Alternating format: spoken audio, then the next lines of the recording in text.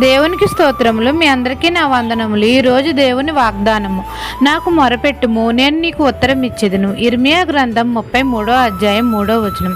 మహాపరిశుద్ధుడైన మన తండ్రి అయిన యెహోవాకు మనం అందరము మొరపెట్టినప్పుడు మన తండ్రి మనకు ఉత్తరం ఇచ్చేదనని మనతో సెలవిస్తున్నారు. మనం అందరము దేవుని సన్నిధికి వెళ్ళి అక్కడ దేవుని సన్నిధానంలో మొరపెట్టినప్పుడు దేవుడు మనకు ఉత్తరం ఇస్తాడు. మనం అందరము ఆయన నీతిని, ఆయన రాజ్యాన్ని వెతకాలి, సత్యంని అనుసరించాలి, ఆయన నీతి మార్గంలో నడవాలి. తండ్రికి మొరపెట్టినప్పుడు తండ్రి మనకు ఉత్తరం ఇస్తాడు. మన ప్రతి సమస్యకు సమాధానం ఇస్తాడు. మనం గ్రహింపలేని గొప్ప సంగతులను, గూఢమైన సంగతులను మనకు తెలియజేస్తాడు. మనకు ఆరోగ్యం ఇచ్చే స్వస్థత దయచేస్తాడు. చెరలో నుండి మనల్ని విడిపిస్తాడు. ఆర్థిక ఇబ్బందులన్నిటి నుండి విడిపిస్తాడు. మనల్ని అందరినీ విడిపించి గొప్ప చేస్తాడు. సత్య సమాధానములను సమృద్ధిగా మనందరికీ దయచేస్తాడు.